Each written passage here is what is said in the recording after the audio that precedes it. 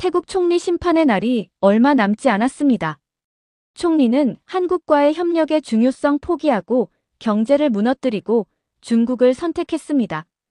그 결과 현재 국민들의 지지율마저 최저점을 기록하고 있죠. 태국 총리의 정치 운명을 결정지을 충격적인 헌법 재판이 진행되고 있는데요. 앞으로 태국의 미래는 어떻게 흘러가게 될까요?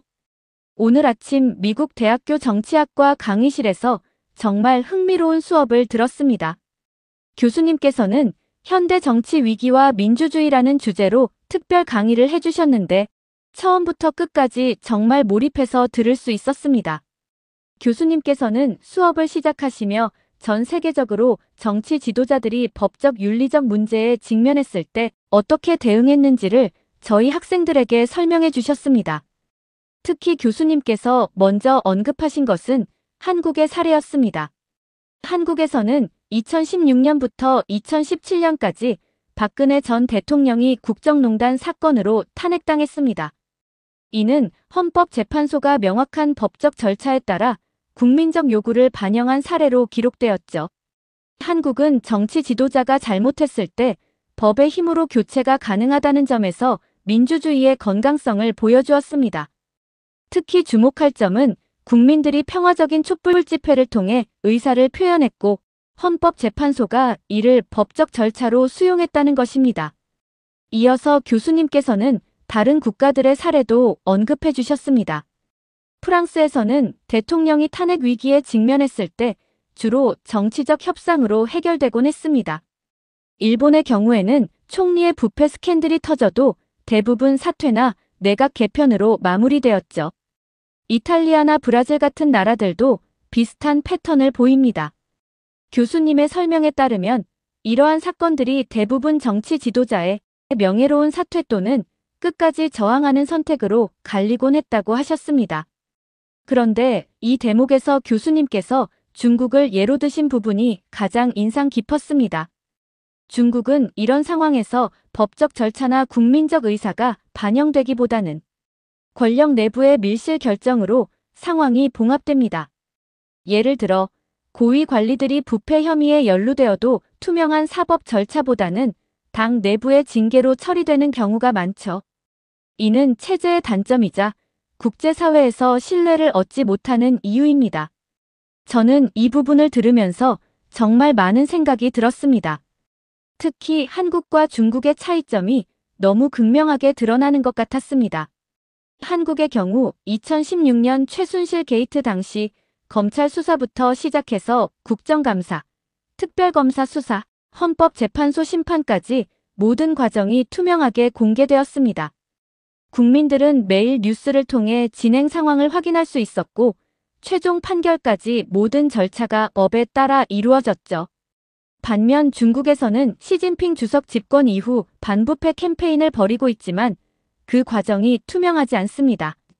누가 언제 어떤 이유로 처벌받는지 국민들이 정확히 알기 어렵고 법적 절차보다는 정치적 판단이 우선시되는 경우가 많습니다.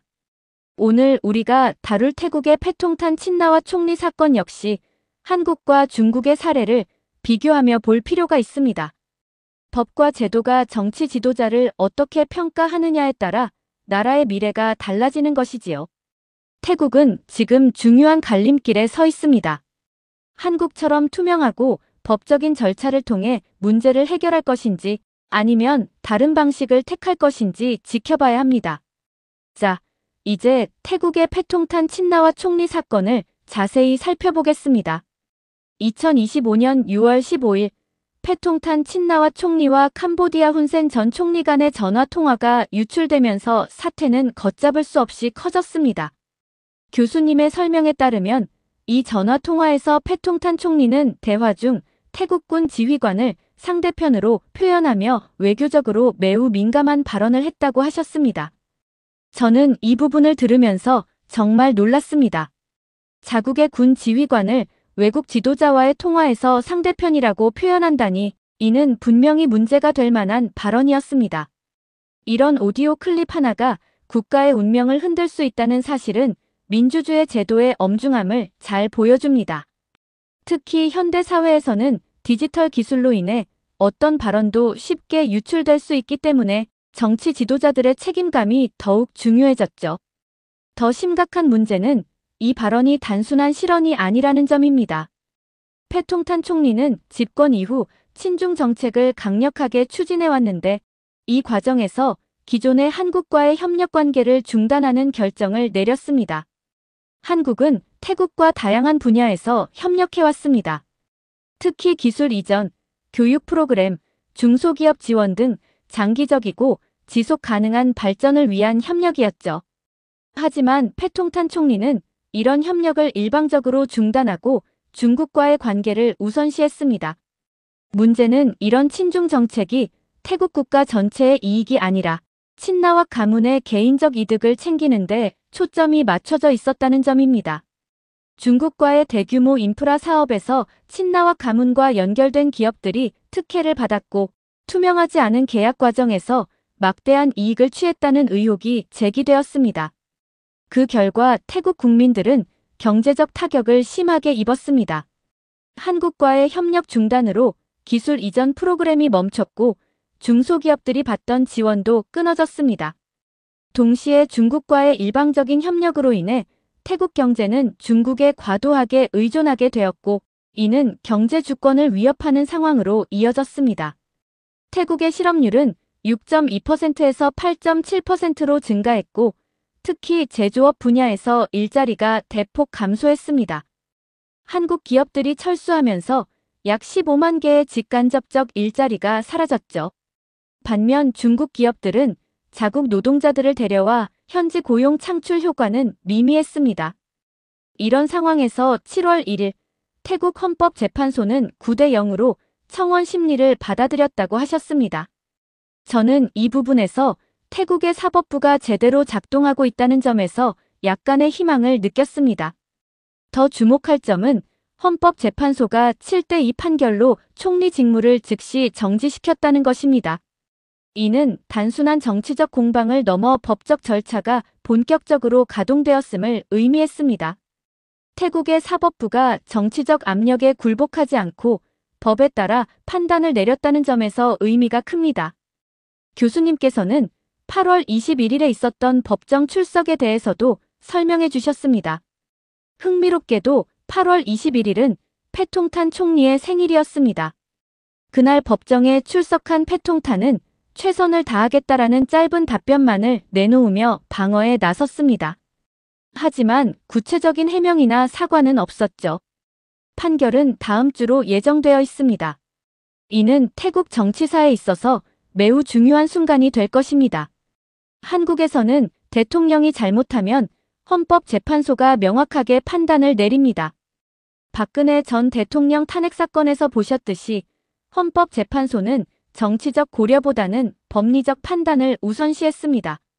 모든 과정이 투명하게 공개되었고 국민들은 실시간으로 상황을 지켜볼 수 있었죠. 반면 중국은 국가 지도자가 잘못을 해도 투명한 절차 없이 권력으로 덮어버립니다. 최근 몇 년간 중국에서 일어난 고위급 인사들의 숙청도 명확한 법적 근거나 공개적인 재판 없이 이루어진 경우가 많았습니다. 태국은 지금 두 길의 기로에 서 있습니다. 한국식 투명한 법치로 갈지 아니면 중국식 정치적 봉합으로 갈지. 이번 헌법재판소의 판결이 태국 민주주의의 미래를 좌우할 중요한 분기점이 될 것입니다. 이번 사건이 단순한 전화통화 문제가 아니라는 점을 이해해야 합니다. 이는 패통탄 친나와 총리의 친중 정책과 맞물리며 태국 경제와 지지율 전반을 흔들었다고 봐야 합니다. 교수님께서는 화면에 태국의 경제 지표들을 보여주시며 설명을 시작하셨습니다. 저는 그래프를 보면서 정말 놀랐습니다. 수치들이 모두 하락세를 보이고 있었거든요. 패통탄 친나왓은 총리 취임 이후 중국과의 경제 협력을 강화했습니다.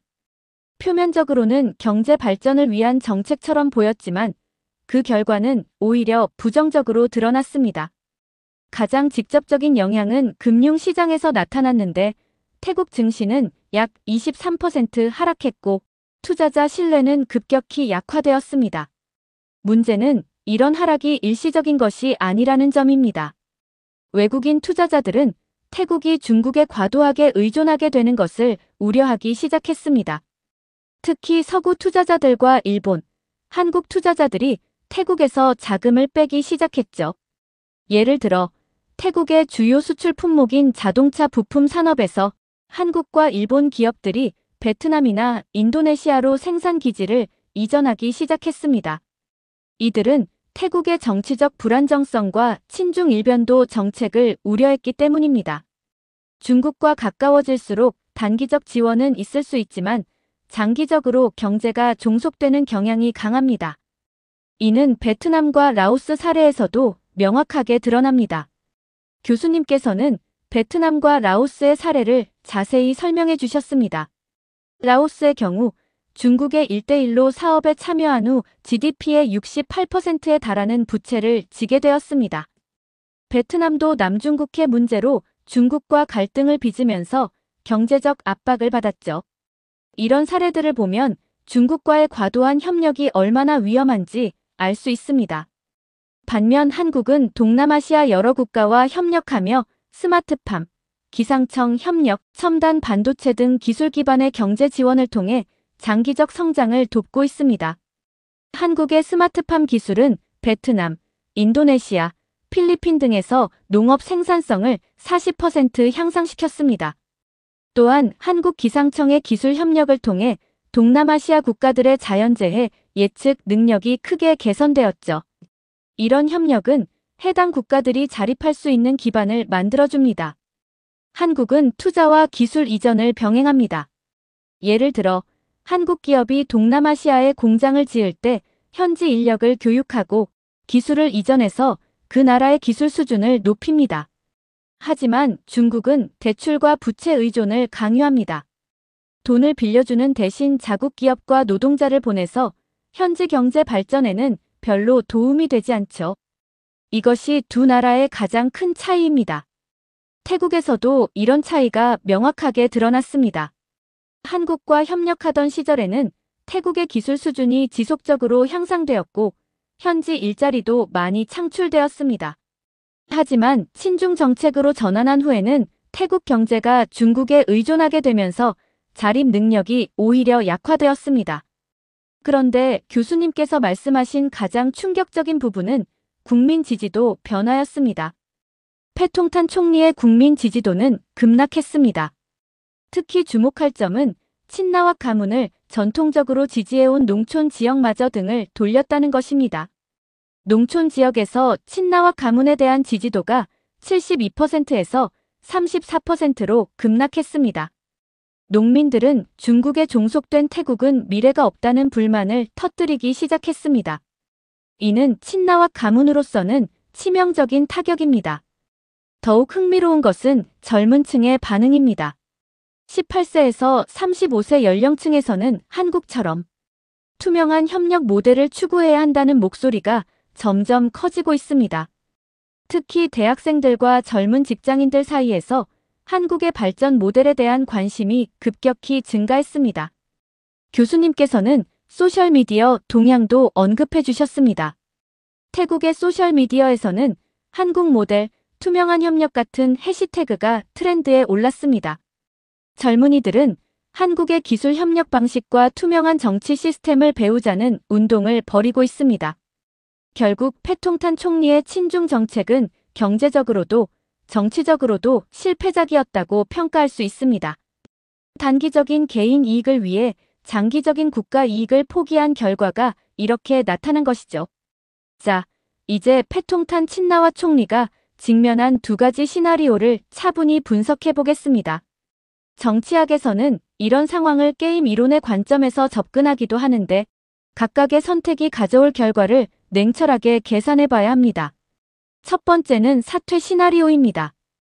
명예로운 사퇴는 총리 개인에게도 친나와 가문 전체에게도 긍정적 영향을 남길 수 있습니다. 한국에서는 지도자가 스스로 책임을 지는 모습이 오히려 민주주의의 성숙을 보여주기도 합니다. 예를 들어 노무현 전 대통령이나 이명박 전 대통령의 경우에도 법적 문제가 제기되었을 때 적극적으로 조사에 협조했습니다. 비록 결과는 달랐지만 법치주의 원칙을 존중하는 모습을 보였죠. 만약 패통탄이 지금 물러난다면 장기적으로 가문의 정치적 유산을 보존하는 길이 될 수 있습니다. 사퇴 성명에서 국가를 위한 희생이라는 점을 강조하고 친중 정책의 문제점을 인정하며 반성하는 모습을 보인다면 오히려 정치적 재기의 발판이 될 수 있습니다. 사퇴할 경우의 장점들을 살펴보면 첫째로 헌법재판소의 불리한 판결을 피할 수 있습니다. 둘째로 신라와 가문의 정치적 브랜드를 보호할 수 있습니다. 셋째로 향후 정치 복귀 시 성숙한 정치인이라는 이미지를 활용할 수 있습니다. 특히 중요한 것은 국민들의 반응입니다. 최근 여론조사에 따르면 태국 국민의 67%가 총리가 스스로 사퇴하면 용기 있는 행동으로 평가하겠다고 답했습니다. 이는 사퇴가 정치적으로도 유리할 수 있음을 시사합니다. 교수님께서는 이어서 두 번째 시나리오를 설명해 주셨습니다. 반대로 총리가 끝까지 버틴다면 판결은 불리하게 작용할 가능성이 큽니다. 현재 푸타이당은 내부적으로 낙관적인 예측을 하고 있습니다. 예를 들어 5대4나 7대2 판결로 승소할 수 있다고 보고 있죠. 그러나 학계에서는 승소 가능성은 낮다는 평가가 우세합니다. 태국의 법학 교수들과 정치학자들을 대상으로 한 비공식 설문에서 78%가 패소 가능성이 높다고 답했습니다. 헌법재판소 판사들의 성향을 분석해보면 대부분이 법리적 해석을 중시하는 성향을 보입니다. 정치적 고려보다는 헌법과 법률의 문헌적 해석에 충실한 편이죠. 그런데 이번 사건에서 패통탄 총리의 발언은 헌법 제2조와 제3조에 명시된 국가 충성 의무를 위반했다고 볼 여지가 충분합니다. 더 큰 문제는 잔류를 선택했을 때의 정치적 후폭풍입니다. 중국식으로 버티는 정치 모델은 단기적으로 권력을 유지할 수 있지만 결국 국민의 신뢰를 잃습니다. 중국에서는 고위직 인사들이 문제가 생겨도 당의 보호하에 버티는 경우가 많습니다. 하지만 이는 투명성을 해치고 국민들의 정부에 대한 신뢰를 약화시킵니다. 최근 중국 내부에서도 이런 방식에 대한 불만이 증가하고 있다는 보고가 있습니다. 한국식 법치주의와 비교해 볼 때 그 차이는 명확합니다. 한국에서는 아무리 높은 지위에 있어도 법 앞에서는 평등하다는 원칙이 지켜집니다. 이것이 한국 민주주의의 강점이자 국제사회에서 신뢰받는 이유입니다. 교수님께서는 잔류 시나리오의 위험성도 구체적으로 지적해 주셨습니다.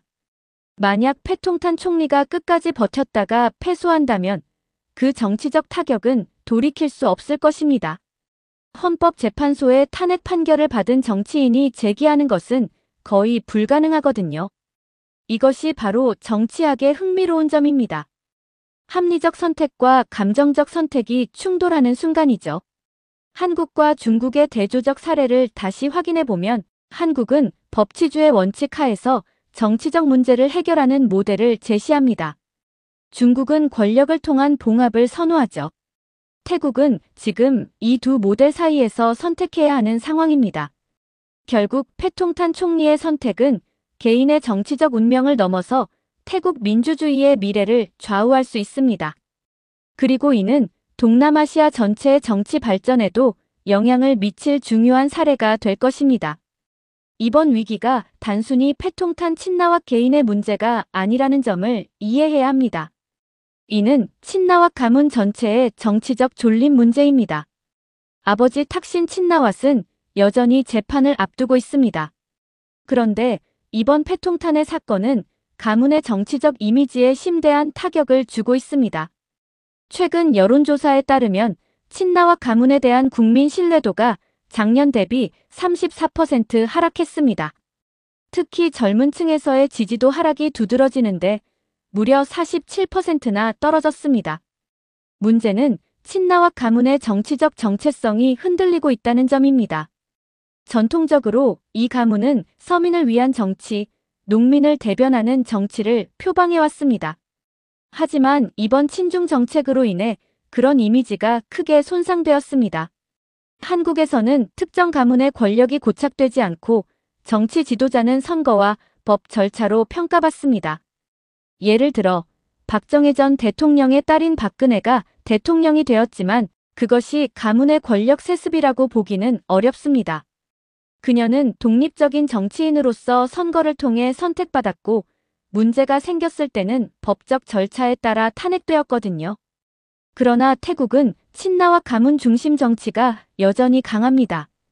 탁신, 잉락, 그리고 이제 패통탄까지 3대에 걸쳐 총리직을 차지했죠. 이는 민주주의적 관점에서 보면 건강하지 않은 현상입니다. 이번 위기는 그 구조 자체를 흔드는 계기가 될 수 있습니다. 실제로 태국 내에서도 가문 정치 탈피를 요구하는 목소리가 커지고 있습니다. 특히 대학생들과 젊은 지식인들을 중심으로 정치 개혁 운동이 확산되고 있습니다. 흥미로운 점은 이들이 한국의 정치 시스템을 모델로 삼고 있다는 것입니다. 한국처럼 능력 있는 사람이 출신에 관계없이 지도자가 될 수 있는 시스템을 만들자는 구호가 소셜미디어에서 인기를 끌고 있습니다. 중국의 사례와 비교해보면 더욱 흥미롭습니다. 중국은 가족 중심 정치라기보다는 당 중심 정치지만 권력 세습이 은밀하게 이어지고 있습니다. 예를 들어 시진핑 주석의 경우에도 아버지 시중신이 중국 공산당의 원로였습니다. 표면적으로는 능력에 의한 승진이라고 하지만 실제로는 태자당이라고 불리는 혁명 원로들의 자녀들이 고위직을 독점하는 경향이 강합니다. 반면 한국은 민주주의 시스템 속에서 권력이 매번 교체되며 오히려 안정성과 신뢰를 확보합니다. 이들의 성공은 개인의 능력과 국민의 선택에 의한 것이지 가문의 배경 때문이 아닙니다.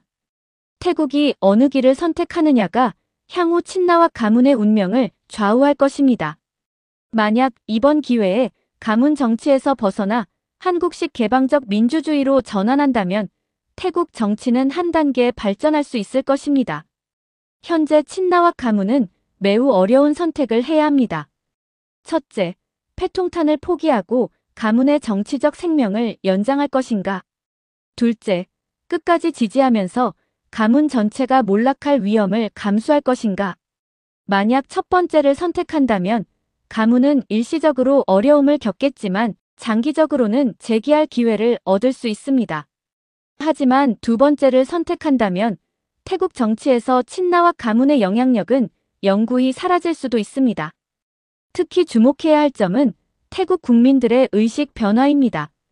과거에는 친나와 가문에 대한 충성도가 높았지만 이제는 가문보다는 정책을 중시하는 경향이 강해지고 있습니다. 이는 태국 민주주의의 성숙을 보여주는 긍정적인 신호입니다.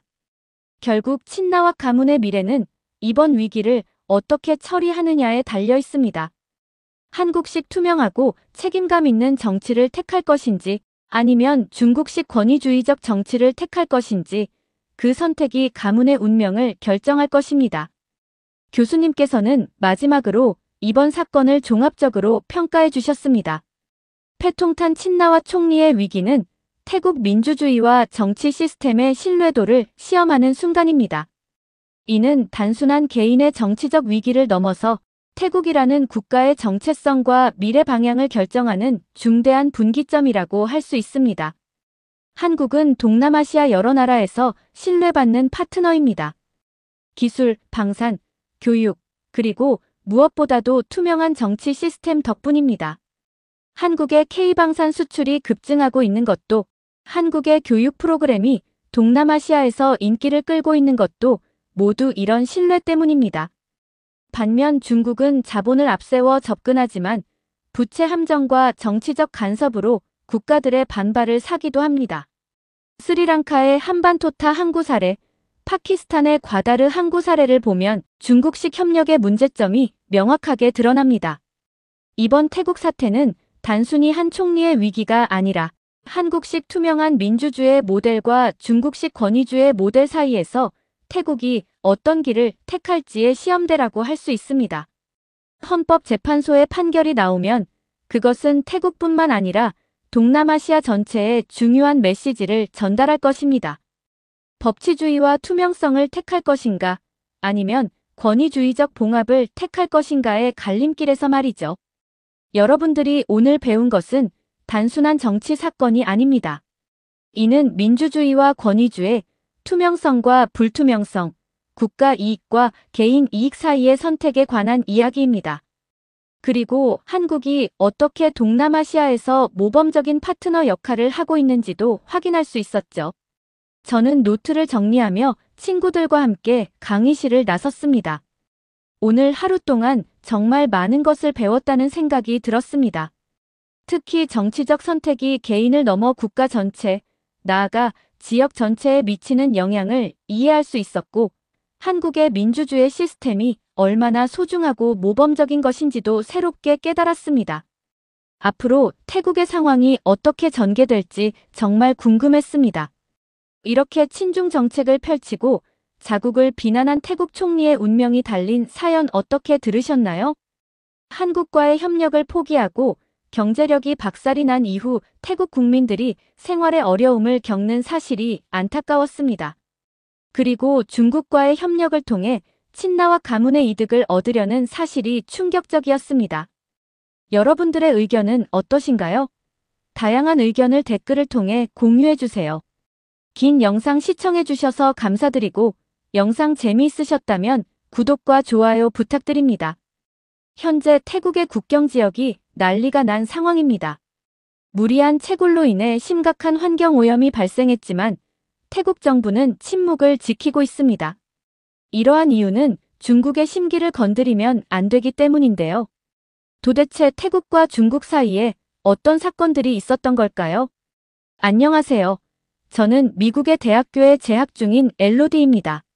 저는 오늘도 국제개발론 강의실에 일찍 도착했어요. 교수님이 이번 학기 프로젝트를 발표하는 날이라 긴장이 됐거든요. 책상에 노트북을 펼치고 자료를 다시 한번 훑어봤죠. 환경 NGO에서 인턴으로 일하며 모은 자료들이 오늘 발표의 중요한 뼈대가 될 거예요. 교수님께서 강의실에 들어오시자 웅성거리던 소리가 잦아들었습니다. 교수님이 첫 문장을 던지셨어요. 물은 인간의 기본권입니다. 그러나 그 물이 독이 된다면 어떻게 될까요? 교수님의 질문은 의미심장했어요. 우리는 물을 당연하게 여깁니다. 수도꼭지를 틀면 깨끗한 물이 나오죠.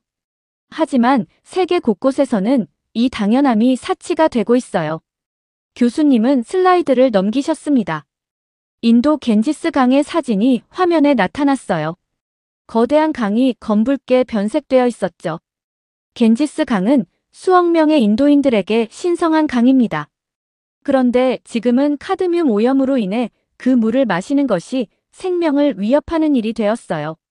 다음 슬라이드에는 남미 아마존의 사진이 나왔습니다. 벌목 현장과 그 인근의 강물 사진이었어요. 아마존에서는 불법 벌목 후 광산 개발이 이어지면서 수은이 강물로 흘러들어갔습니다. 원주민들의 혈액에서 정상치의 5배가 넘는 수은이 검출되었죠. 또 다른 슬라이드로 넘어갔습니다.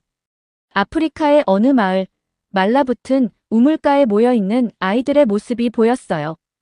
이 마을에서는 지하수에 비소가 섞여 마을 주민 절반이 만성 중독 증상을 보이고 있습니다. 저도 모르게 숨이 막혔어요. 교수님의 사례들은 항상 가슴을 옥죄었죠. 하지만 다음 말씀에 저는 더욱 주의 깊게 귀를 기울였습니다. 그리고 지금 아시아의 어느 나라에서 이것이 반복되고 있습니다. 태국입니다. 태국 북부 코크강 유역 치앙마이부터 치앙라이까지 주민들은 비소와 중금속이 포함된 물을 마시지 못하고 있습니다. 스크린에는 영상이 재생되었어요. 태국 현지 주민이 카메라를 보며 말하고 있었습니다. 자막이 그의 말을 번역해 주었죠. 나는 이제 생선을 먹을 수 없습니다. 몸속에 독이 쌓일까 두렵습니다. 그의 눈에는 두려움이 깃들어 있었어요. 이 문제의 핵심은 무엇일까요? 학생들이 여러 가지 대답을 내놓았어요. 산업화, 규제 부재, 정부의 무관심 하지만 교수님은 고개를 저으셨죠. 이 오염은 태국 내부 원인이 아닌 국경 너머 미얀마 광산 때문입니다. 교실에 놀라움의 웅성거림이 퍼졌어요. 저도 충격을 받았습니다. 국경을 넘어 흘러온 오염이라니 이건 한국과의 문제가 아니었어요. 저는 그때 제 프로젝트의 방향이 명확해지는 것을 느꼈습니다. 물은 국경을 모르고 오염도 국경을 넘어섰죠. 이것은 태국만의 문제가 아니라 국제적인 환경 위기였어요.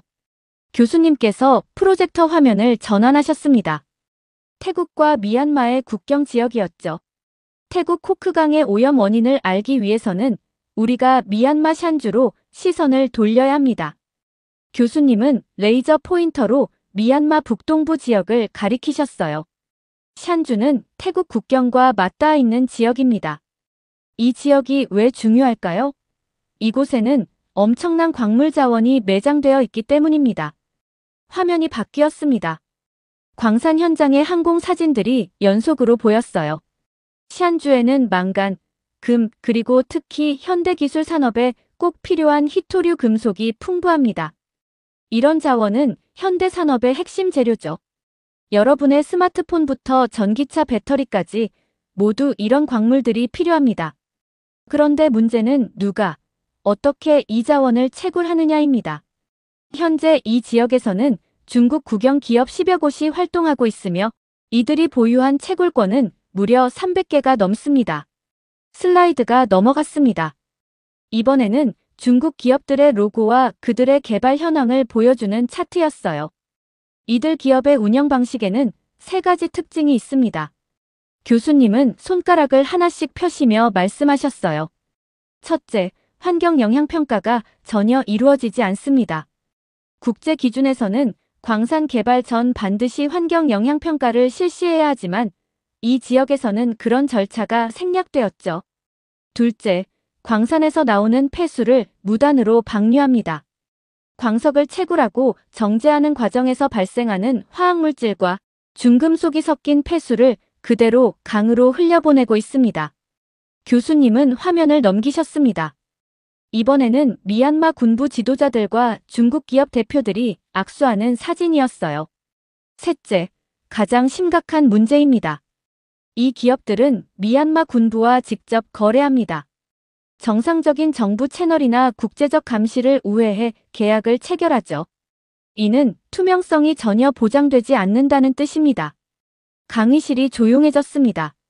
학생들은 충격에 휩싸인 듯 했어요. 이론적인 이야기만으로는 부족합니다. 실제 현장의 상황을 보여드리겠습니다. 교수님은 비디오 클립을 틀었습니다.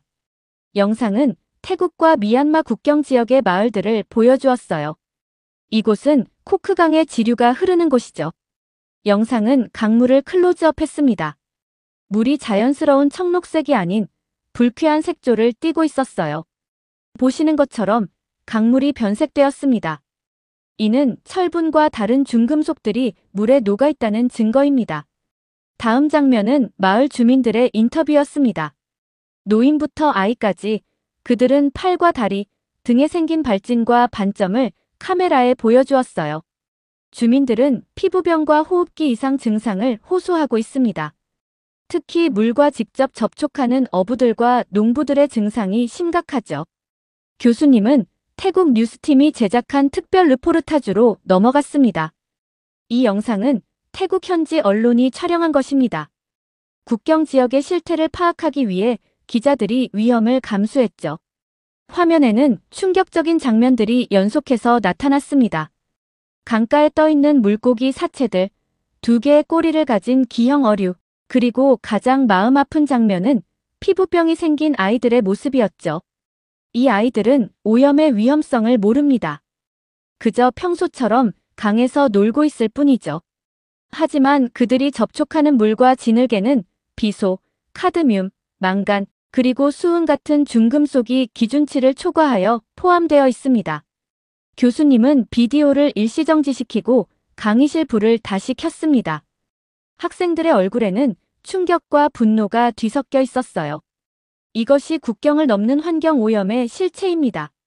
한 국가의 영토 내에서 벌어지는 일이 다른 국가의 시민들에게 직접적인 해를 끼치고 있죠.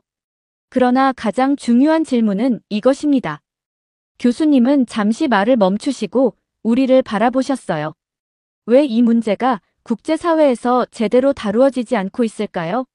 왜 미얀마와 태국 그리고 중국 사이의 이 심각한 환경 위기가 국제 뉴스의 헤드라인이 되지 않을까요? 저는 손을 들어 질문했습니다. 경제적 이해관계가 환경 문제보다 우선시되기 때문 아닐까요? 교수님은 고개를 끄덕이셨습니다. 그런데 그 경제적 이해관계가 단순히 자원 확보만은 아닙니다. 더 복잡한 지정학적 역학이 작용하고 있죠. 이제 그 부분을 살펴보겠습니다.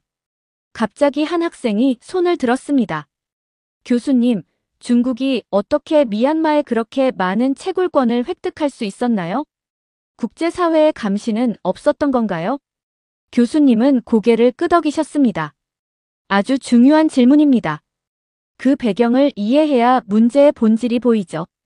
교수님은 슬라이드를 다음으로 넘기셨어요. 중국의 미얀마 자원 장악 배경이라는 제목이 보였습니다. 크게 4가지 이유가 있습니다. 첫째, 희토류와 전략 광물 확보 전략이에요. 시안주에는 희토류, 망간, 금 등 첨단 산업과 국방 산업에 필수적인 전략 자원이 풍부합니다. 중국은 자국 내 환경 규제가 강화되면서 국내 희토류 채굴이 줄어들자 국외 자원 확보에 적극적으로 나섰죠. 교수님은 화면에 전기차와 반도체 이미지를 보여주셨어요. 희토류는 반도체, 전기차, 군사장비 제조에 필수적입니다. 중국은 이런 글로벌 공급망의 주도권을 확보하기 위해 샨주 같은 지역에 집중 투자하고 있어요. 둘째, 앞에서 말했던 미얀마 군부와의 밀착 관계입니다.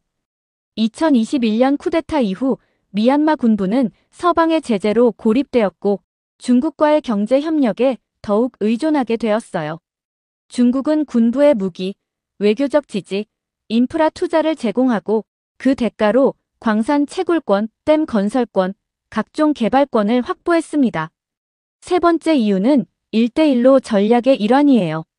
샨주는 중국의 1대1로 구상 중 중국, 미얀마 경제회랑의 핵심 축에 포함됩니다. 이 회랑은 윈난성에서 샨주를 거쳐 미얀마의 해안 지역까지 연결되며 중국의 에너지, 광물, 물류 전략상 매우 중요한 지역이죠. 마지막으로 지속 가능한 개발에 대한 관심 부족이에요.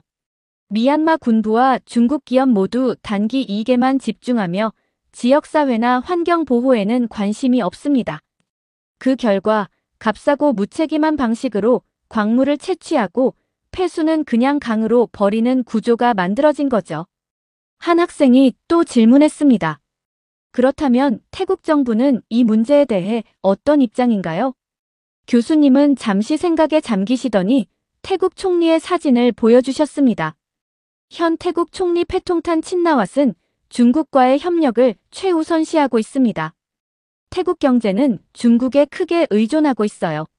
관광, 무역, 투자, 모든 면에서 중국은 태국의 가장 중요한 파트너죠.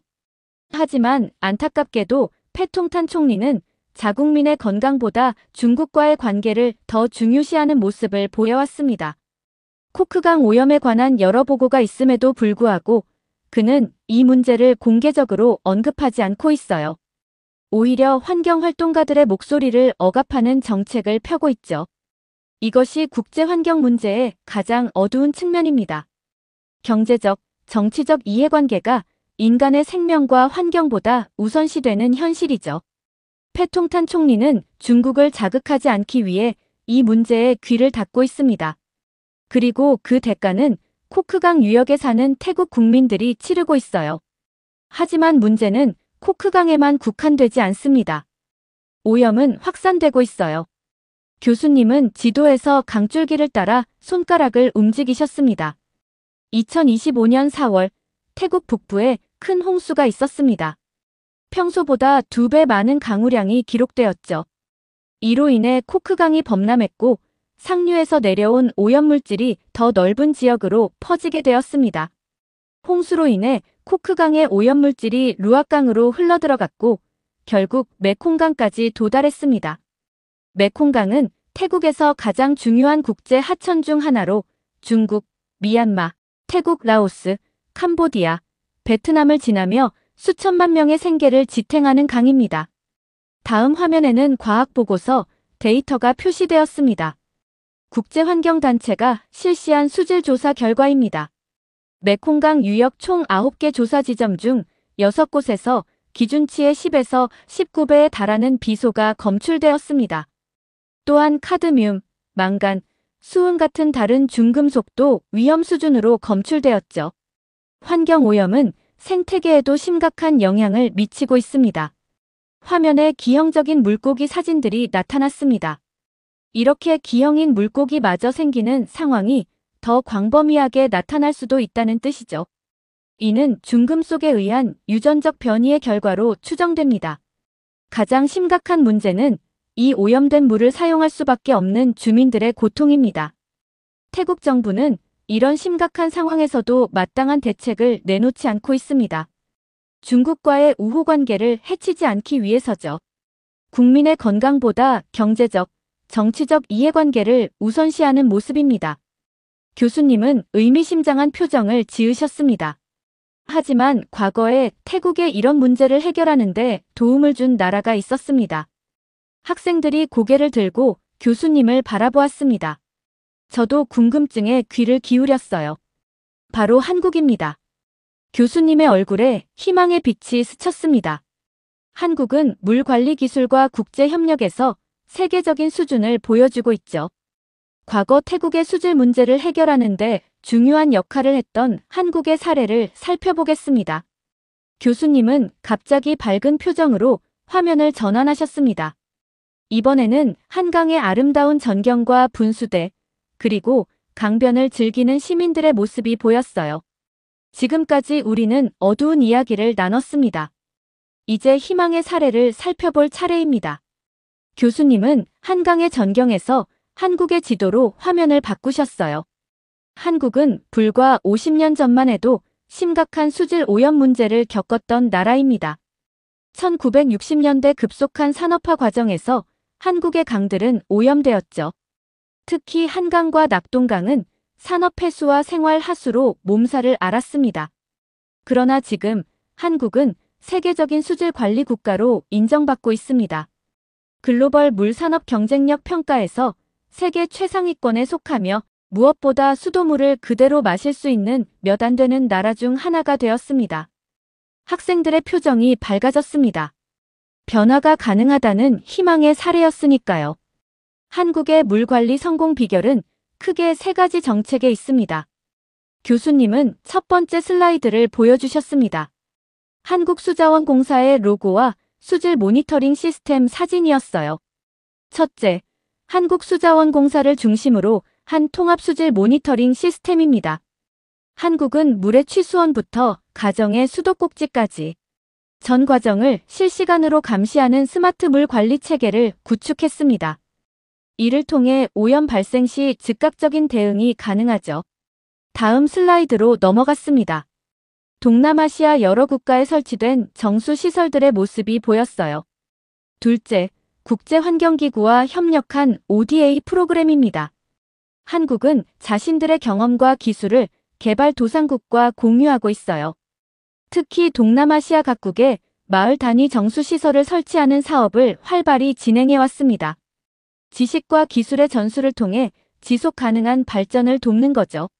세 번째 슬라이드에는 태국 치앙라이 인근의 한 저수지 사진이 있었습니다. 깨끗한 물과 그 주변에서 일하는 사람들의 모습이었어요. 셋째, 한국 기업들의 사회적 책임 활동입니다. 예를 들어 삼성전자는 몇 년 전 바로 이 치앙라이 인근에서 저수지 개선 사업을 진행했습니다. 단순히 돈을 기부하는 것이 아니라 현지 주민들과 함께 저수지를 정화하고 수질 개선 시스템을 구축했죠. 이 프로젝트는 지역사회에 깨끗한 물을 제공하는 동시에 주민들에게 수질 관리 교육을 제공했습니다. 교수님은 잠시 멈추시고 중국과 한국의 기업 활동을 비교하는 표를 보여주셨어요. 이제 비교해봅시다. 중국 기업들은 채굴 후 방치의 패턴을 보입니다. 자원을 빠르게 채취한 후 환경 문제는 현지에 떠넘기는 방식이죠. 반면 한국 기업들은 기반시설 구축과 지속 가능성에 초점을 맞춥니다. 현지 주민들과 협력하고 떠난 후에도 지역사회가 스스로 문제를 해결할 수 있는 역량을 키워주는 거죠. 교수님은 조용히 말씀하셨습니다. 물에 대한 국가의 태도는 그 국가의 얼굴을 보여줍니다. 물을 어떻게 다루는지를 보면 그 나라가 사람과 환경을 어떻게 생각하는지 알 수 있죠. 전 교수님의 말씀을 노트에 적으며 생각했습니다. 국가의 물에 대한 태도가 국가의 얼굴이 될 수 있겠구나. 교수님은 다시 태국 지도로 돌아가셨습니다. 그렇다면 이 위기 상황에서 한국은 어떤 역할을 할 수 있었을까요? 실제로 한국은 태국에 어떤 제안을 했을까요? 한국은 태국의 수질 오염 문제를 심각하게 받아들였습니다. 2025년 한국 외교부와 수자원공사는 태국 정부에 공식적인 제안을 했어요. 이것은 한국이 제안한 국제수질 공동조사 프로그램입니다. 이 프로그램은 코크강과 메콩강의 오염도를 공동으로 조사하고 정화 기술을 제공하며 장기적인 수질 관리 시스템을 구축하는 것을 목표로 했죠. 한국은 기술과 인력, 그리고 비용의 70%를 부담하겠다고 제안했습니다. 학생들은 놀란 표정을 지었습니다. 이렇게 좋은 제안을 태국이 거절했다는 것이 믿기지 않는 듯 했어요. 그러나 태국 정부의 반응은 어떠했을까요? 태국은 이 제안을 정중하게 거절했습니다. 내정 간섭이라는 표현을 사용하며 태국은 자체적으로 환경 문제를 해결할 능력이 있다고 답변했죠. 물론 실제로는 그런 해결책이 제시된 적이 없었습니다. 왜 태국은 이런 도움을 거절했을까요? 그 배경에는 복잡한 국제 정치가 있습니다.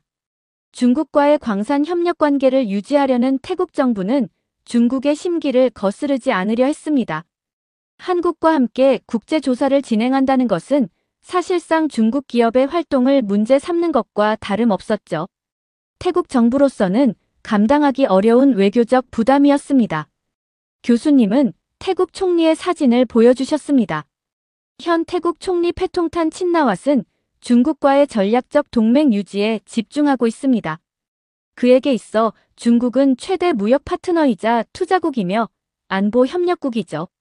반면 한국과의 협력은 아무리 환경과 국민 건강을 위한 것이라 해도 중국을 자극할 수 있는 외교적 부담으로 간주되었습니다. 이런 결정의 결과는 매우 심각했습니다. 아세안 내부에서 태국에 대한 신뢰가 하락했고 지역 공동 수자원 관리에 관한 논의가 중단되었습니다. 메콩강은 여러 국가를 관통하는 국제 하천이기 때문에 이는 지역 전체의 환경 안보에 타격을 주었죠. 학생 한 명이 손을 들었습니다. 그렇다면 결국 이 문제는 해결되지 않은 채로 남아있나요? 교수님은 고개를 끄덕이셨습니다. 불행히도 그렇습니다. 때로는 외교의 진실이 우리가 바라는 것과는 다르죠. 국가 간의 관계에서는 환경이나 인권보다 경제적, 정치적 이해관계가 우선시되는 경우가 많습니다. 자, 이제 이 사례 연구의 핵심 질문으로 돌아가 봅시다. 이 문제의 책임은 누구에게 있을까요? 중국 기업, 태국 정부, 아니면 무기력한 국제사회일까요? 최근 국제환경포럼에서 많은 전문가들이 태국을 중국에 굴복하는 나라라고 비판했습니다. 특히 패통탄 친나와 총리의 정책이 자국민의 건강보다 중국과의 관계를 우선시한다는 비판이 거셌죠. 이 보고서에 따르면 태국은 지난 10년간 한국으로부터 상당한 원조와 기술 지원을 받았습니다. 정수시설, 수질 모니터링 시스템, 심지어 치앙마이 대학의 환경공학 프로그램까지 한국의 지원으로 발전했죠. 그런데도 이번 위기에서 태국은 한국의 도움을 거절했습니다. 많은 전문가들은 이것이 은혜를 저버리는 행동이라고 지적합니다. 학생 한 명이 손을 들었습니다. 그렇다면 태국은 지금 잘못된 방향으로 가고 있다는 건가요? 불행히도 단기적인 경제적, 정치적 이익을 위해 장기적인 환경 피해와 국민 건강을 희생하는 것은 분명 잘못된 방향입니다. 더구나 지금까지 도움을 준 국가들과의 신뢰관계를 훼손하는 것은 미래 협력에도 부정적인 영향을 미칠 수 있죠. 교수님은 잠시 생각에 잠기시더니 저를 바라보셨습니다. 엘로디의 의견은 어떤가요? 국제개발론 관점에서 이 사례가 주는 교훈은 무엇일까요? 모든 시선이 저에게로 향했습니다. 저는 천천히 일어서서 제 생각을 정리했어요. 제 생각에는 우리는 기업의 국적을 따질 게 아니라 그 기업이 어떻게 행동했는지를 봐야 합니다. 한국은 물의 길을 지켰고 중국은 독을 흘렸습니다. 국제협력에서 가장 중요한 것은 단순한 이익 공유가 아니라 책임 공유입니다. 누가 어떤 자원을 얻는지만 고려하는 것이 아니라 그 과정에서 발생하는 환경적, 사회적 영향에 대한 책임을 어떻게 나눌 것인지가 중요합니다. 교수님은 만족스러운 표정으로 고개를 끄덕이셨습니다. 훌륭한 관점입니다. 우리는 종종 개발과 성장만을 생각하지만 진정한 발전은 지속 가능해야 합니다. 코크강의 비극은 단기적 경제 이익을 위해 장기적 환경 안보를 희생한 사례입니다. 강의가 끝나고 학생들이 하나둘 교실을 빠져나갔지만 저는 한동안 자리에 앉아 있었습니다. 코크강의 아이들, 붉게 변한 물, 그리고 침묵하는 정부, 이 모든 이미지가 제 마음속에 깊이 새겨졌습니다. 이렇게 중국의 무리한 개발 때문에 태국 국민들이 피해를 입는 사연 어떻게 들으셨나요? 과거 한국의 도움을 잊고 중국의 눈치만 살피는 태국을 보니 속이 답답했습니다. 여러분들의 의견은 어떠신가요? 다양한 의견을 댓글을 통해 공유해주세요. 영상 시청 감사드리고 구독과 좋아요 부탁드립니다. 한국이 떠나 30년 만에 경제 위기를 겪는 태국에서 예상치 못한 일이 벌어졌습니다. 태국 총리의 재산이 공개되어서 현재 태국 전역이 난리가 난 상태인데요. 패통탄 친나와 총리의 재산은 전문가들의 예상보다 훨씬 웃도는 금액이었습니다. 이렇게 태국 경제가 위기인 순간에도 태국 총리의 재산은 얼마길래 태국 국민들이 화가 난 걸까요? 안녕하세요. 저는 영국 런던 정치경제대학교 LSE에서 국제정치경제학을 공부하고 있는 아이비입니다. 오늘도 여느 때처럼 홀본 캠퍼스의 올드 빌딩으로 향했어요. 차가운 런던의 아침 공기를 가르며 걸어가는 동안 오늘 있을 세계 정치와 경제 리더십 강의를 생각하니 가슴이 설렜습니다. 교수님의 오늘 강의는 지도자의 선택이 국가 경제에 미치는 영향이라는 주제로 강의가 진행된다고 하셨죠. 강의실에 들어서자 이미 많은 학생들이 자리를 잡고 있었어요. 여러분, 오늘은 한국가의 지도자가 내린 잘못된 결정이 어떻게 그 나라 전체의 운명을 바꾸어 놓을 수 있는지에 대해 이야기해 보겠습니다. 먼저 태국 정부의 판단 착오가 어떻게 아시아 전체 금융위기의 도화선이 되었는지 구체적으로 살펴보겠습니다. 교수님은 프로젝터로 1997년 태국의 경제 지표들을 보여주셨어요. 1997년 5월 태국의 외환 보유고는 240억 달러였습니다. 겉으로 보기엔 적지 않은 금액이죠. 하지만 실상을 들여다보면 이미 태국 중앙은행은 선물환 시장에서 320억 달러의 포지션을 가지고 있었습니다. 즉, 실질 외환 보유고는 이미 마이너스 상태였던 거죠. 교수님은 칠판에 단기 외채 700억 달러라고 적으셨어요. 당시 태국의 단기 외채는 700억 달러에 달했습니다. 외환 보유고와 비교하면 약 3배가 넘는 규모죠. 더 큰 문제는 태국 정부가 바트화 가치를 달러당 25바트로 고정해놓고 이를 고수하려 했다는 겁니다. 그러면서 교수님은 1997년 초부터 7월까지의 태국 금융시장 상황을 타임라인으로 설명하셨어요. 2월부터 국제 투기자본이 태국을 공격하기 시작했습니다. 파이낸스원이라는 태국 최대 금융회사가 파산 위기에 처했다는 소식이 돌았기 때문이죠. 태국 중앙은행은 금리를 올리고 외환시장에 개입하면서 바트화 가치를 지키려 했습니다. 5월이 되자 상황은 더욱 악화됐어요. 중앙은행의 외환 보유고가 급감하는 상황에서도 정부는 바트화 절하는 없다고 강하게 부인했습니다. 하지만 6월 말 더 이상 버티지 못하고 결국 7월 2일 고정환율제를 포기하고 변동환율제로 전환했죠. 교수님은 그래프를 가리키며 말씀하셨어요. 바트화 가치는 하루 만에 20% 가까이 폭락했고 연말까지 45% 이상 추가 하락했습니다. 달러당 25바트이던 환율이 55바트까지 치솟았죠. 국민들의 실질 자산 가치가 절반으로 줄어든 겁니다. 이것이 바로 톰양쿵 위기의 시작이었습니다. 태국발 위기는 곧 인도네시아, 말레이시아, 필리핀으로 전염됐고 결국 한국까지 외환위기를 겪게 되었죠. 아시아의 네 마리 용이라 불리던 신흥국들이 하나둘 무너져갔습니다. 교수님의 설명을 들으며 저는 한국과의 잘못된 정책이 어떻게 도미노처럼 다른 국가들에게 영향을 미치는지 실감할 수 있었어요. 특히 태국 정부가 현실을 인정하지 않고 고정환율제를 고수하려 했던 것이 얼마나 치명적인 실수였는지 깊이 이해하게 되었습니다. 두 번째 사례는 2008년 그리스 부채 위기였어요. 그리스 정부는 유로존 가입을 위해 재정 통계를 조작했습니다. 이는 단기적으로는 성공한 것처럼 보였지만 결국 국가부도 위기라는 재앙을 초래했죠. 교수님은 그리스의 GDP 대비 정부 부채 비율 그래프를 보여주셨어요. 2009년 이후 급격히 치솟는 그래프를 보며 학생들은 놀란 표정을 감추지 못했습니다. 그리스의 위기는 단순한 경제 문제를 넘어 사회 전반의 붕괴를 가져왔습니다. 청년 실업률은 50%를 넘었고 많은 젊은이들이 조국을 떠나야 했죠. 마지막 사례는 베네수엘라였어요. 차베스와 마두로 정권의 포퓰리즘 정책은 베네수엘라를 나락으로 떨어뜨렸습니다. 세계 최대 석유 매장량을 보유한 나라가 어떻게 극심한 빈곤을 겪게 되었는지 이것이 바로 잘못된 리더십의 결과입니다. 교수님은 베네수엘라의 연간 인플레이션율을 보여주셨어요. 수백만 %에 달하는 숫자를 보며 저는 숨이 막힐 것 같았습니다. 이런 초인플레이션 상황에서는 월급을 받자마자 생필품을 사야 합니다.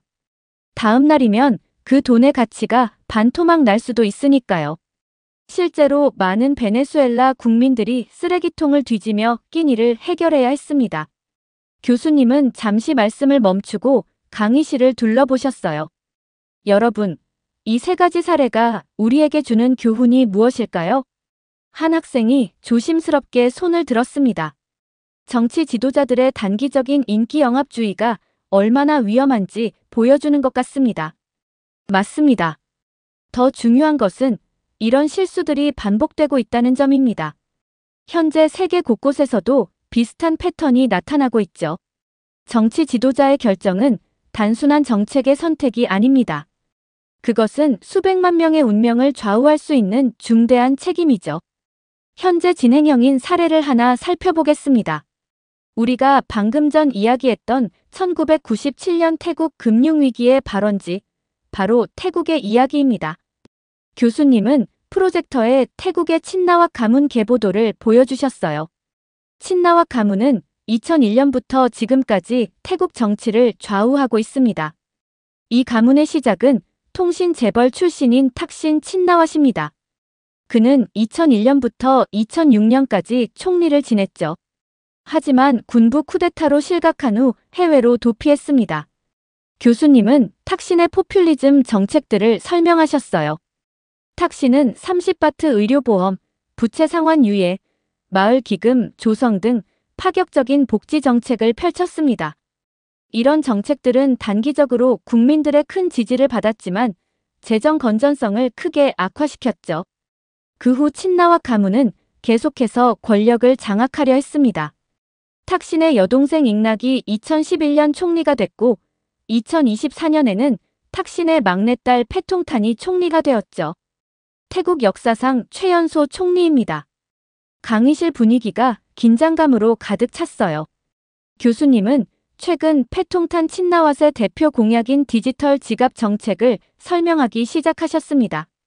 패통탄 총리는 만 16세 이상 모든 국민에게 1만 바트, 한국 돈으로 약 38만 원을 지급하겠다고 약속했습니다.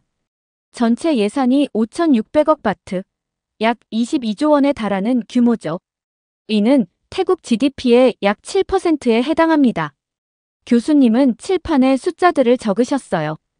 태국의 2024년 GDP는 약 5,050억 달러입니다. 1인당 GDP는 7,066달러로 동남아시아에서 중위권에 속하죠. 하지만 이 정책을 시행하면 재정 적자는 GDP 대비 3.7%에서 최대 5%까지 증가할 것으로 예상됩니다. 더 심각한 문제는 이 정책의 실효성입니다. 지급된 금액은 거주 지역 내에서만 6개월 안에 사용해야 하고 현금화도 불가능합니다. 이는 지역 경제 활성화라는 명목하에 국민의 소비 선택권을 제한하는 것이죠.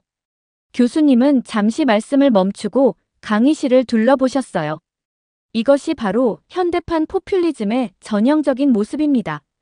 재원 마련 방안도 불분명한 상태에서 무리한 현금 살포 정책을 추진하는 것이죠. 친나와 가문의 이런 포퓰리즘 정책은 태국 군부와의 갈등도 심화시켰습니다. 군부는 이들의 정책이 국가 재정을 위협한다며 반발하고 있죠. 실제로 2006년, 2014년 두 차례의 쿠데타가 일어났고 모두 친나와 가문의 실각으로 이어졌습니다. 강의실에는 무거운 침묵이 흘렀어요. 교수님의 설명을 들으며 저는 현재 태국이 얼마나 심각한 정치적, 경제적 위기에 처해 있는지 실감할 수 있었습니다. 이처럼 포퓰리즘 정책은 단기적인 인기를 얻을 수는 있지만 장기적으로는 국가 경제에 심각한 타격을 줄 수 있습니다. 우리는 이미 베네수엘라의 사례에서 그 결과를 보았죠. 태국은 지금 그 갈림길에 서 있는 것입니다. 저는 필기를 하면서 생각했어요. 리더의 선택이 한 나라의 운명을 바꿀 수 있다는 교수님의 말씀이 이제야 진정한 의미로 다가왔습니다. 그때였어요. 뒷자리에 앉아있던 태국 유학생 타니가 손을 들었습니다. 교수님, 저는 태국 경제에 대한 교수님의 평가가 너무 부정적이라고 생각합니다. 우리나라는 동남아시아에서 중요한 경제 강국이에요. 1인당 GDP도 7,000달러가 넘고 관광산업도 세계적이잖아요. 교수님은 고개를 끄덕이시며 타니의 의견을 경청하셨어요. 하지만 곧 프로젝터로 새로운 자료를 보여주셨습니다. 타니 양의 애국심은 이해합니다. 하지만 우리는 객관적인 데이터를 봐야 할 필요가 있습니다. 이 그래프를 보시죠. 스크린에는 동남아시아 주요국의 2024년 경제 성장률이 나타났어요. 베트남은 6.5%, 인도네시아 5.2%, 필리핀 5.0%, 말레이시아 4.5%, 그리고 태국은 2.8%입니다. 동남아시아 주요국 중 최하위 성장률을 기록하고 있죠. 타니의 얼굴이 붉어졌지만 교수님은 계속해서 설명을 이어가셨어요. 더 우려스러운 것은 성장률 전망입니다. IMF와 세계은행은 2025년에도 태국의 성장률이 3% 초반에 그칠 것으로 전망하고 있어요. 반면 베트남은 6% 이상, 인도네시아와 필리핀도 5% 이상의 성장이 예상됩니다. 교수님은 새로운 슬라이드를 보여주셨어요. 이번에는 외국 인직 접투자 FDI 유입 현황이었습니다. 특히 주목할 만한 것은 한국 기업들의 동향입니다. 교수님은 새로운 슬라이드를 보여주셨어요. 과거 태국은 한국 기업들의 동남아 진출 거점이었습니다. 삼성전자, LG전자, 포스코 등 대기업부터 수많은 중소기업들이 태국에 투자했죠. 하지만 최근 상황이 급격히 변하고 있습니다. 교수님은 구체적인 통계를 보여주셨어요. 2024년부터 한국 기업들의 태국 투자가 급감했습니다. 많은 기업들이 베트남, 인도네시아로 공장을 이전하고 있죠. 임금은 상승하는데 생산성이 따라가지 못하는 것이 주된 이유입니다. 하지만 더 큰 문제는 양국 간의 갈등 상황입니다. 강의실이 긴장감으로 가득 찼어요. 최근 한국에서 태국인 불법 체류자들의 범죄가 사회적 문제로 대두되면서 한국 정부가 태국인 입국 심사를 강화했습니다. 이에 대한 반발로 태국 내 반한 감정이 고조되었고 방콕과 파타야에서 한국인들을 대상으로 한 위협 사건이 발생했죠. 이런 사회적 갈등은 경제 협력에도 영향을 미쳤습니다. 한국 기업들은 직원들의 안전을 우려하기 시작했고 새로운 투자처를 물색하기 시작했어요. 특히 베트남은 적극적으로 한국 기업들을 유치하면서 태국에 있던 기업들의 이전을 성공적으로 이끌어냈습니다. 타니는 자리에서 몸을 비틀며 불편한 기색을 보였지만 더 이상 반박하지 않았어요. 이미 부인할 수 없는 현실이 되어버린 상황이었기 때문이겠죠. 이처럼 국가 간의 관계는 매우 복잡하고 연결되어 있습니다. 단순한 경제적 문제를 넘어 사회적, 문화적 갈등이 경제에 직접적인 영향을 미치는 것을 우리는 태국의 사례에서 명확하게 볼 수 있습니다. 탄이가 다시 손을 들었어요. 하지만 교수님, 우리나라는 관광대국이잖아요. 코로나19 이후 관광객이 크게 늘어나고 있어요. 교수님은 부드럽게 미소를 지으셨어요. 맞습니다. 관광업은 태국 경제의 큰 축이죠. 하지만 이것이 바로 문제입니다. 너무 관광업에 의존적인 경제 구조를 가지고 있어요. GDP의 20% 이상을 관광업이 차지하고 있죠. 이는 외부 충격에 매우 취약한 구조라는 뜻입니다. 더군다나 한국인 관광객이 사라진 태국의 현 상황은 매우 심각한 상황이죠. 게다가 관광 수입만으로는 제조업 경쟁력 약화와 수출 부진을 상쇄하기 어렵습니다.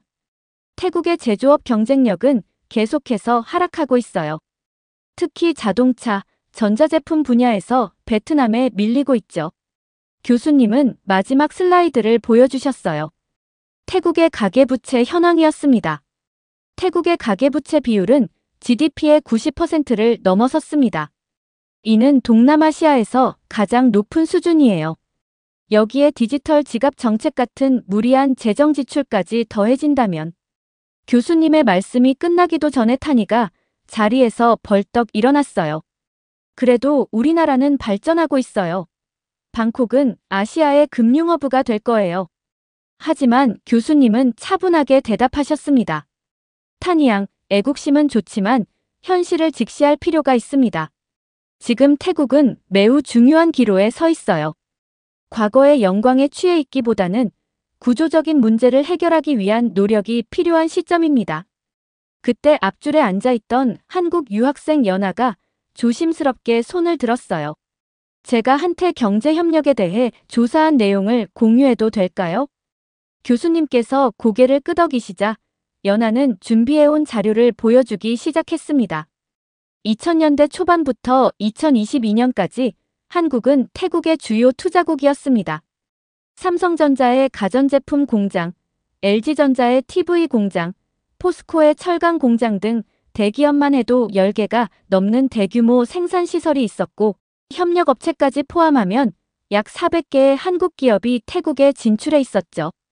이를 통해 약 5만 개의 일자리가 창출됐습니다. 연아는 잠시 숨을 고르고 말을 이어갔어요. 특히 관광산업에서 한국의 영향력은 매우 컸습니다. 2019년 기준으로 한국인 관광객은 연간 190만 명에 달했고 1인당 소비액도 다른 국가 관광객들보다 30% 이상 높았어요. K-팝과 한류의 영향으로 한국 관광객들이 급증하면서 방콕, 파타야, 푸켓 등의 관광지에는 한국어 간판이 늘어났고 한국 음식점도 크게 증가했죠. 교수님은 연아의 설명에 보충 설명을 더하셨어요. 최근 경제 전문가들의 분석을 보면 한국 기업들의 태국 철수가 미치는 영향이 매우 심각한 것으로 나타났습니다. 직접적인 일자리 감소뿐만 아니라 기술 이전과 산업 생태계 측면에서도 큰 손실이 예상됩니다. 교수님은 새로운 슬라이드를 보여주셨어요. 특히 주목할 만한 사례가 있습니다. 2024년 태국은 역대급 홍수 피해를 입었죠. 과거에는 이런 자연재해가 발생하면 한국 정부와 기업들이 적극적으로 도움을 주었습니다. 2011년 대홍수 때는 한국 정부가 긴급 구호대를 파견했고 한국 기업들은 복구 장비와 기술을 지원했었죠. 교수님의 목소리가 무거워졌어요. 하지만 이번에는 달랐습니다. 양국 관계가 악화된 상황에서 한국의 지원은 거의 없었어요. 그 결과 태국의 홍수 피해 복구는 예상보다 훨씬 더디게 진행됐고 이는 곧바로 경제적 손실로 이어졌습니다. 방콕 인근 공단의 침수 피해만 해도 100억 바트 약 3,800억 원이 넘는다고 합니다. 탄이는 고개를 숙인 채 손톱을 만지작거리고 있었어요. 연아는 조심스럽게 말을 이어갔습니다. 제가 조사한 바로는 이런 상황이 장기화될 경우 태국 GDP의 0.5%에서 최대 1%까지 감소할 수 있다고 해요. 특히 제조업과 관광업에서의 손실이 클 것으로 예상됩니다. 교수님은 고개를 끄덕이셨어요. 네, 맞습니다. 국가 간의 경제 협력은 단순한 투자나 무역 이상의 의미를 가집니다. 위기 상황에서의 상호 지원, 기술 이전, 문화 교류 등 다양한 측면에서 시너지 효과를 만들어내죠. 하지만 이런 협력 관계가 한번 무너지면 회복하는데 매우 오랜 시간이 걸립니다. 강의실은 무거운 침묵에 휩싸였어요. 모두가 국가 간 협력의 중요성과 그것이 무너졌을 때의 심각한 결과를 실감하고 있었죠. 잠깐 각국의 경제 지표를 비교해 볼까요? 교수님은 태블릿을 조작하시며 말씀하셨어요. 그때 뒷자리에서 누군가 작은 탄성을 질렀습니다. 앞서 탄이와 토론을 했던 학생이 패통탄 친나와 총리에 대해 검색하던 중이었어요. 교수님, 방금 충격적인 뉴스 기사를 봤어요. 교수님은 고개를 드셨어요. 무슨 내용인가요? 태국 국가반부패위원회에서 패통탄 총리의 재산을 공개했다고 합니다. AFP 통신이 보도했어요. 교수님은 잠시 생각하시더니 강의 화면을 뉴스 페이지로 전환하셨습니다. 이것은 우리가 지금 논의하고 있는 주제와 매우 밀접한 관련이 있는 소식입니다. 함께 한번 살펴보도록 하겠습니다. 프로젝터에는 방금 전 보도된 AFP 통신의 기사가 떴고 강의실의 모든 시선이 그곳으로 쏠렸습니다. 특히 타니의 얼굴이 굳어지는 게 보였어요. AFP 통신의 보도를 보겠습니다. 태국 국가반부패위원회 NACC에 따르면 패통탄 총리가 신고한 재산이 138억 4천만 바트, 한국 돈으로 약 5,903억 원에 달한다고 하네요. 강의실에서 놀란 탄성이 터져 나왔어요. 교수님은 계속해서 자료를 보여주셨습니다. 세부 내역을 보면 더 충격적입니다. 방콕의 콘도미니엄 5채와 주택, 페차부리의 상업용 건물, 그리고 영국 런던의 주택 2채, 일본 홋카이도의 토지 2필지도 있네요. 차량만 23대를 보유하고 있는데 벤틀리 등 최고급 차들이죠. 69억 원 상당의 고급 시계 75개, 명품 가방도 217개나 있다고 하네요. 타니는 고개를 푹 숙인 채 움직이지 않았어요. 교수님은 새로운 슬라이드를 보여주셨습니다. 비교를 위해 태국의 평균 연봉을 보겠습니다. 2024년 기준 태국 국민의 평균 연봉은 약 1,500만 원입니다. 패통탄 총리의 재산은 태국 국민의 평균 연봉의 3,935배에 달하는 셈이죠. 교수님은 잠시 말씀을 멈추셨다가 이어가셨어요. 더 아이러니한 것은 시기입니다. 디지털 지갑 정책의 예산 부족을 이유로 정책 시행이 지연되고 있는 상황에서 이런 재산 내역이 공개된 거죠. 현재 태국에서는 시민들의 분노가 폭발하고 있다고 합니다. 한 학생이 뉴스를 보여주었어요. 방콕 시내에서는 이미 수천 명의 시민들이 모여 시위를 벌이고 있었습니다. 친나와 가문에 대한 부정부패 의혹도 다시 수면 위로 떠오르고 있습니다. 이들이 어떻게 이런 막대한 부를 축적할 수 있었는지 과거 탁신 전 총리 시절부터의 의혹들이 재조명되고 있죠. 교수님은 과거 신문 기사들을 보여주셨어요. 탁신 친나와세 통신재벌 시절부터 총리 재임 시절의 각종 특혜 의혹까지 20년이 넘는 세월 동안 끊임없이 제기되어 온 의혹들이었습니다. 부채가 50억 바트 약 2,132억 원이라고 하지만 그래도 순자산이 89억 바트 약 3,795억 원이나 됩니다. 37세의 젊은 총리가 이런 재산을 보유하고 있다는 것, 태국 국민들의 분노를 이해할 만하죠. 더군다나 최근 뉴스를 보니 방콕 시내에서는 예상치 못한 상황이 벌어지고 있습니다. 교수님은 뉴스 화면을 보여주셨어요. 방콕 시내 민주기념탑 앞에는 수천 명의 시민들이 모여들고 있었습니다. 재산 공개 소식이 전해진 직후부터 SNS를 통해 시민들이 자발적으로 모이기 시작했네요. 총리 해임을 요구하는 플래카드가 보이고 시위대의 규모가 점점 더 커지고 있는 상황입니다. 화면에는 부패한 정권 퇴진, 국민을 속이는 총리는 필요 없다. 친나와 가문은 떠나라는 문구의 피켓들이 보였어요. 특히 눈에 띄는 것은 디지털 지갑을 풍자한 피켓이었죠. 국민에게는 1만 바트, 총리는 138억 바트라는 문구가 적혀 있었습니다. 현재 시위대의 규모는 약 1만 명으로 추산되며 계속해서 늘어나는 추세라고 합니다. 대학생들을 중심으로 한 젊은 층의 참여가 특히 두드럽네요. 강의실은 무거운 침묵에 빠졌어요. 탄이는 여전히 고개를 들지 못했고 다른 학생들은 서로 눈빛을 주고받으며 놀란 표정을 감추지 못했습니다. 이런 상황에서 과연 패통탄 정부가 국민들을 위한 경제 정책을 펼칠 수 있을까요? 신뢰는 한번 잃으면 회복하기 매우 어렵습니다. 지도자의 도덕성과 국민의 신뢰, 이것이 바로 우리가 오늘 이야기하고 있는 리더의 선택의 핵심이 아닐까요? 교수님의 마지막 질문이 강의실에 울린 후 무거운 침묵이 이어졌어요. 탄이는 책상 위에 놓인 펜만 만지작거리고 있었고 다른 학생들은 그녀를 걱정스러운 눈빛으로 바라보았습니다. 교수님은 부드러운 목소리로 강의를 마무리하셨어요. 오늘 우리는 매우 중요한 교훈을 배웠습니다. 한 국가의 지도자가 가져야 할 가장 중요한 덕목은 바로 도덕성과 책임감입니다. 국민들의 신뢰를 잃은 리더는 아무리 좋은 정책을 내놓아도 실현하기 어렵죠. 다음 수업에서는 이런 위기를 극복한 나라들의 사례를 살펴보도록 하겠습니다. 강의가 끝나고 학생들이 하나둘 자리에서 일어났어요. 탄이는 서둘러 강의실을 나갔고 저는 잠시 그녀의 뒷모습을 바라보았습니다. 오늘 강의를 들으며 저는 깊은 깨달음을 얻었어요. 진정한 리더십은 단순히 좋은 정책을 만드는 것이 아니라 국민과 함께 성장하고 고민하는 것이라는 사실을요. 한 나라의 운명이 리더의 선택에 달려있다는 것을 실감한 하루였습니다. 노트북을 가방에 넣으며 저는 다음 강의가 기대된다는 생각을 했어요. 위기를 극복한 나라들의 이야기, 그 속에서 우리는 또 어떤 교훈을 발견하게 될까요? 이렇게 태국 경제의 위기가 닥친 상황에서 태국 총리 패통탄 친나왓의 재산이 공개된 사연 어떻게 들으셨나요?